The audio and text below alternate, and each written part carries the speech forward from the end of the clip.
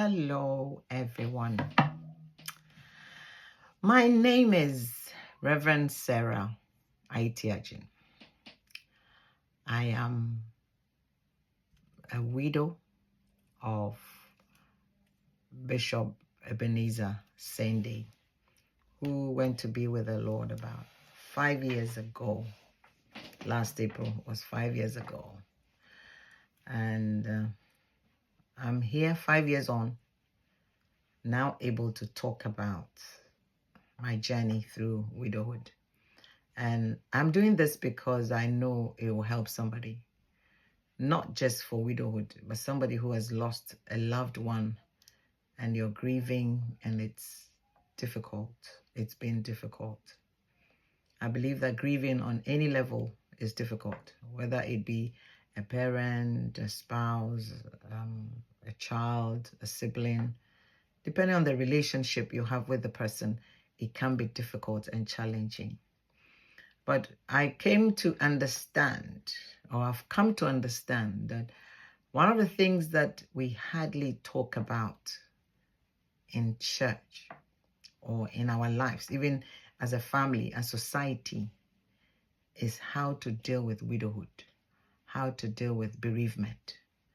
We do not talk about it. Nobody actually talks about it at all. I've never heard anyone talk to me about the pain of grief or the pain of widowhood, or what it makes you, what you go through, basically. Nobody talks about it, except that when it happens, then you're told, you can't do this, you have to do this, you have to do that, you have to do that, you can't do that. But nobody really explains anything. So somehow it makes it look like you're enslaved or you're being punished for something. But I believe that when purposes are unknown, abuse is inevitable. When you don't know why you're asking somebody to do something, you might end up abusing that particular thing or the person, because you yourself don't know why you're doing what you're doing.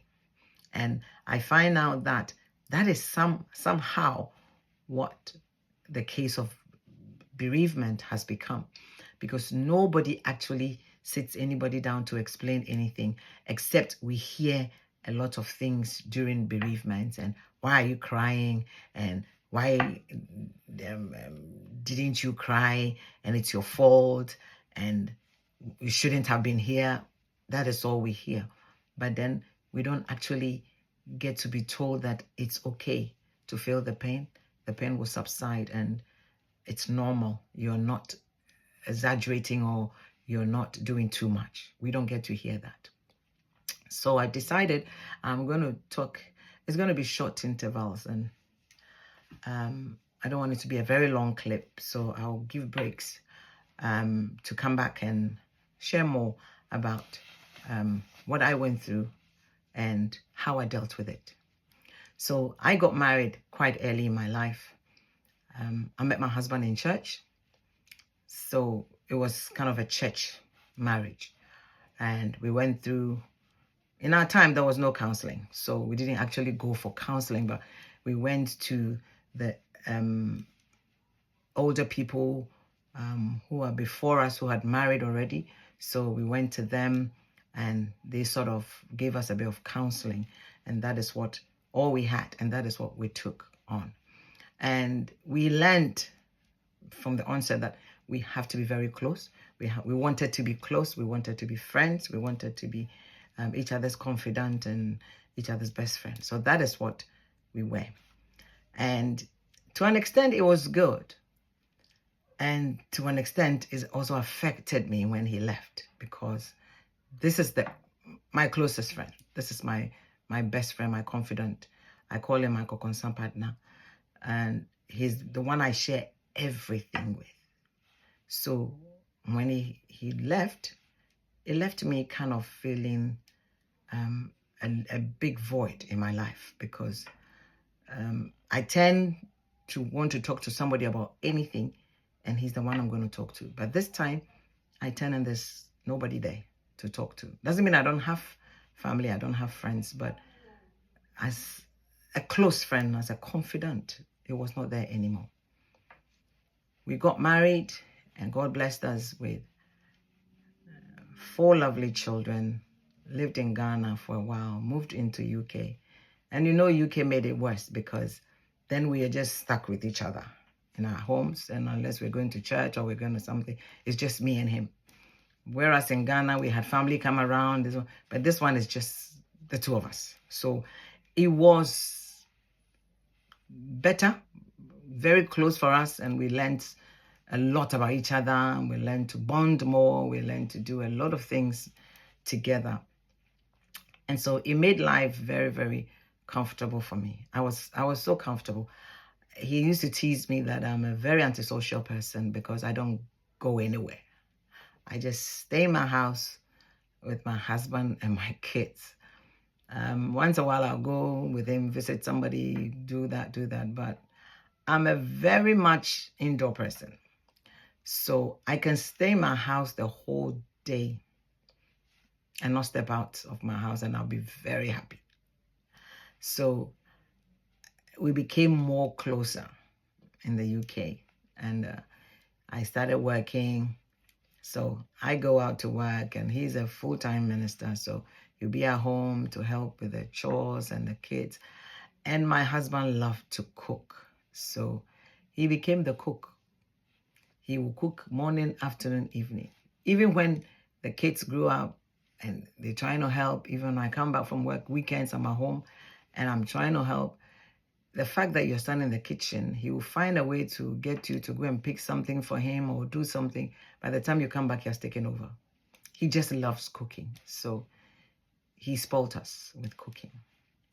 And so I became just a friend who stands by him in the kitchen to have a conversation, to chat with him whilst he's cooking. And then we'll be competing. Now, no, your pepper is too much. It's going to make the soup not nice. Your tomato is that. And so that is the kind of life that I was used to. And all of that affected me.